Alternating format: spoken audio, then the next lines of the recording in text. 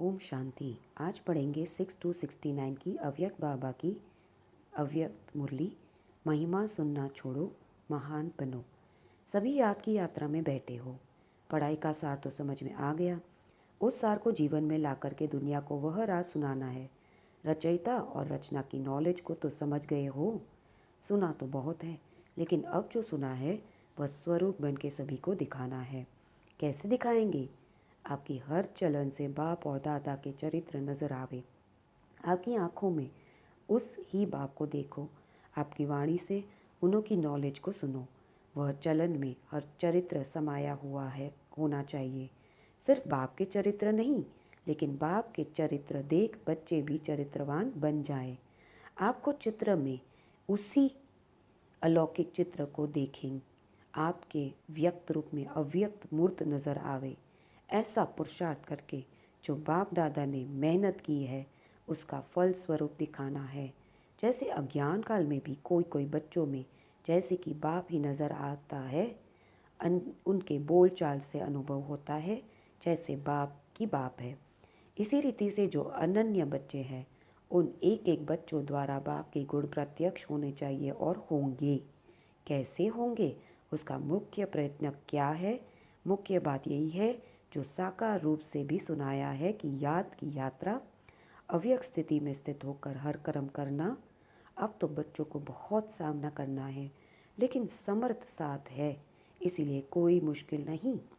सिर्फ एक बात सभी को ध्यान में रखनी है कि सामना करने के लिए बीच में रुकावट भी आएगी। सामना करने में रुकावट कौन सी आएगी? मालूम है? देह अभिमान। देह अभिमान तो एक मूल बात है, लेकिन सामना करने के लिए बीच में कामना विघ्न डालेगी। कौन सी कामना? मेरा नाम हो, मैं ऐसा हूँ, मेरे से राय क्यों नहीं ली, मेरा मूल्य क्यों नहीं रखा। यह अनेक प्रकार की कामनाएं सामना करने में विघ्न रूप में आएगी। यह याद रखना है, हमको कोई कामना नहीं करनी, सामना करना है। अगर कोई कामना की तो सामना नहीं कर सकेंगे। और अव्यक्त स्थिति में महान बनने के लिए एक बात जो कहते रहते हैं वह धारण कर ली तो बहुत जल्दी और सहज अव्यक्त स्थिति में स्थित हो जाएंगे। वह कौन सी बात? हम अभी मेहमान हैं, क्योंकि आप अभी सभी को भी वाया सूक्ष्म वतन होकर घर चलना है। हम मेहमान हैं, ऐसा समझने से महान स्थिति में स्थित हो जाएंगे। मेहमान के बजाय ज़रा भी एक शब्द में आकर अंतर कर लिया तो गिरावट भी आ जाएगी। वो कौन सा शब्द? मेहमान समझना है, लेकिन महिमा में नहीं आना। अगर महिमा में आ गए तो मेहमान नहीं बनेंगे। मेहमान समझेंगे तो महान बनेंगे। है ज़रा सा अंतर, मेहमान और महिमा, लेकिन ज़रा सा अंतर भी अवस्था को बहुत नीचे ऊपर कर देता है। तुम सभी को ज्ञान कौन सा देते हो? त्रिमूर्ति का। जैसे त्रिमूर्ति का ज्ञान औरों को देते हो, वैसे अपने पास भी तीन बातों का ज्ञान रखना है। तीन बातें छोड़ो, तीन बातें धारण करो। अब यह तीन बातें छोड़ेंगे तब ही स्वरूप में स्थित होंगे। सर्विस में सफलता भी होगी। बताओ कौन सी तीन बातें छोड़नी है? जो सर्विस में विघ्न डालती है वह छोड़नी है। एक तो कभी भी कोई बहाना नहीं देना। दूसरा, कभी भी सर्विस के लिए कहलाना नहीं। तीसरा, सर्विस करते कभी मुरझाना नहीं। बहाना, कहलाना और मुरझाना, यह तीन बातें छोड़नी है। और फिर कौन सी तीन बातें धारण करनी है? त्याग, तपस्या और सेवा। यह तीन बातें धारणा में चाहिए। तपस्या अर्थात याद की यात्रा और सर्विस के बिना भी जीवन नहीं बन सकती। इन दोनों बातों की सफलता त्याग के बिना नहीं हो सकती। इसलिए तीन बातें छोड़नी है और तीन बातें धारण करनी है। अगर इन तीन बातों को की धारणा हुई तो क्या बन जाएंगे? जो आपका गायन है वह वही स्वरूप बन जाएंगे। यहाँ आबू में भी आपका गायन है। किस रूप में और कौन सा रूप यादगार का है। तपस्या के साथ साथ और भी मुख्य रूप का यादगार है। जिन्होंने देलवाड़ा मंदिर ध्यान से देखा होगा उन्हें याद होगा, जैसे तपस्वी है तो त्रिनेत्री भी है। तपस्या के साथ साथ याद त्रिमूर्ति का ही है। जो जैसा यादगार है त्रिनेत्री का, ऐसा बनना है। तीसरा नेत्र कौन सा है? ज्ञान का। ज्ञान का तीसरा नेत्र ही यादगार के रूप में दिखाया है। तपस्वी और त्रिनेत्री। तीसरा नेत्र कायम होगा तभी तपस्वी बन सकेंगे। अगर ज्ञान का नेत्र गायब हो जाता है तो तपस्या भी नहीं रह सकती। इसलिए अब त्रिमूर्ति शब्द को याद करके धारणा में चलेंगे तो वह बन जाएंगे। जो शक्तियों का गायन है, जो प्रभाव है, वह देखने में आएगा। अभी गुप्त है। अभी तक शक्तियाँ गुप्त क्यों है? क्योंकि अभी तक अपने स्वमान, अपनी सर्विस और अपनी श्रेष्ठताएं अपने से ही गुप्त है। अपने से ही गुप्त होने कारण सृष्टि से भी गुप्त है। जब अपने में प्रत्यक्षा आएगी तब सृष्टि में भी प्रत्यक्षा होगी। अभी शिवरात्रि का जो पर्व आ रहा है उनको और भी धूमधाम से मनाना है। बड़े उमंग और उल्लास से परिचय देना है, क्योंकि बाप के परिचय में बच्चों का परिचय भी आ जाता है। बच्चे बाप का परिचय देंगे तो बाप फिर अव्यक्त में बच्चों का परिचय, बच्चों का साक्षात्कार आत्माओं को कराते रहेंगे। तो इस शिवरात्रि पर कुछ नवीनता करके दिखाना है। क्या नवीनता करेंगे? अब तक जो भाषण किए हैं वो यथा योग यथा शक्ति को करते रहते हो, लेकिन अब खास शक्ति रूप में भाषण करेंगे। शक्ति रूप का भाषण क्या होता है? ललकार करना। क्या ललकार करेंगे?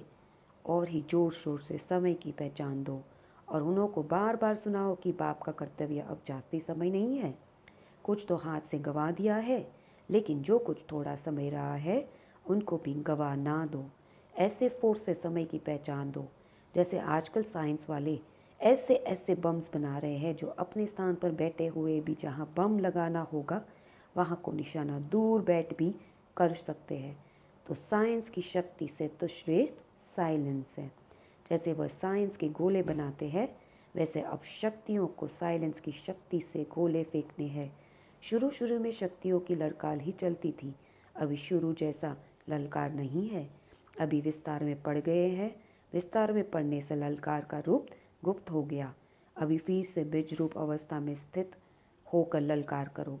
उस ललकार से कईयों में बीज पड़ जा सकता है, लेकिन बीज रूप स्थिति में स्थित रहेंगे तो अनेक आत्माओं में समय की पहचान और भाव की पहचान का बीज पड़ेगा। अगर बीज रूप स्थिति में स्थित ना रहें, सिर्फ विस्तार में चले गए तो क्या होगा? ज़्यादा विस्तार से भी वैल्यू नहीं रहेगी, व्यर्थ हो जाएगा।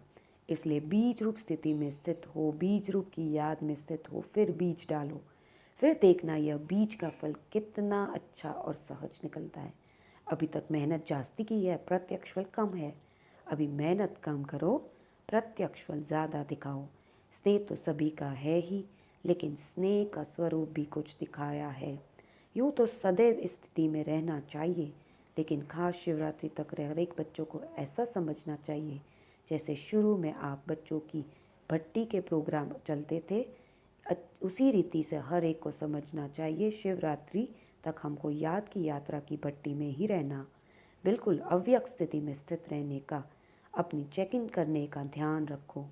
फिर उस अव्यक्त स्थिति का कितना प्रभाव निकलेगा मुश्किल नहीं है, बहुत सहज है। कारोबार में आते हुए भी भट्टी चल सकती है। और यह तो आंतरिक स्थिति है। आंतरिक स्थिति का प्रभाव झांसती पड़ता है। सभी अमृत वेला मुलाकात करते हो, अभी तक ऐसा वायुमंडल नहीं पहुंचा। अब तक मधुबन वालों ने भी स्नेह का सबूत नहीं दिया। चारों ओर से बहुत कम बच्चे हैं जिन्होंने स्नेह का सबूत दिया है। बाप का बच्चे से कितना स्नेह था, स्नेह का सबूत प्रैक्टिकल में कितना समय दिया, क्या दिया था याद है? खास अपनी तबीयत को भी ना देखकर क्या सबूत दिया था। अपनी शारीरिक स्थिति को ना देखते भी कितना समय खास सर्च लाइट देते थे, कितना समय स्नेह का सबूत दिया। अब कहते थे शरीर पर इफ़ेक्ट आता है, लेकिन बाबा ने अपने शरीर को देखा, यह स्नेह का सबूत था। अब बच्चों को भी रिटर्न में स्नेह का सबूत देना है। जो कर्म करके दिखाया वही करना है। अमृत वेले जैसे साकार रूप में करके दिखाया वैसे ही बच्चों को करना चाहिए। नहीं तो अब तक रिजल्ट देखी है, इस बात में अपने दिल को खुश कर लेते हैं, उठे और बैठे, लेकिन वह रूहाब शक्ति स्वरूप की स्मृति नहीं रहती। शक्ति रूप में बदले क्या मिक्स हो गया है सुस्ती।